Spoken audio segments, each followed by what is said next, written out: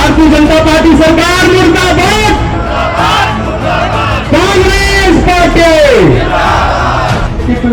हुआ है। आदरणीय नेता प्रतिपक्ष भरत कश्यप जी आप हैं, आप भी आइए।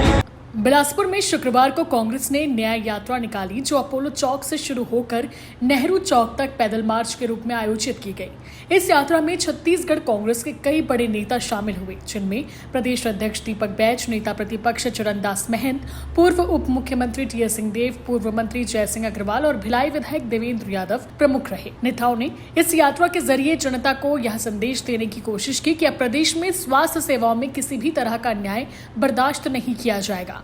उन्होंने भाजपा सरकार पर सीधा हमला करते हुए कहा कि 1.5 साल की सरकार में हालात बिगड़ गए हैं और सरकार नाम की कोई चीज नहीं बची है। क्या जरूरत पड़ गई ऐसी न्याय यात्रा निकालने की? स्थिति चिंताजनक होती जा रही है और स्वास्थ्य का एक ऐसा क्षेत्र है जो जीवन मृत्यु से जुड़ा रहता है, तो उसको एक सीमा के बाद टाला नहीं जा सकता। डॉक्टर की गिरफ्तारी हो गई है, अपोलो प्रबंधन को लेकर क्या कहना चाहेंगे? क्या उनके ऊपर एफआईआर होनी चाहिए? वो गुण दोष के आधार पर कार्रवाई हो, जो भी नियम है, जो भी कानून है उसके हिसाब से होनी चाहिए। कोई टारगेट नहीं है, इसको बंद करो, इसको बंद करो।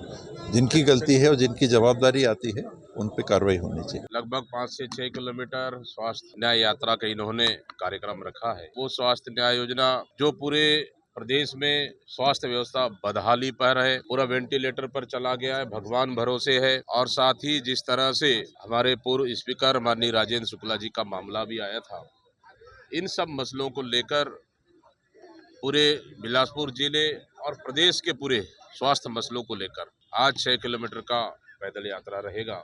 उसके बाद ज्ञापन भी देना है, नहीं सभा, उसके बाद सभा भी फिर रहेगी।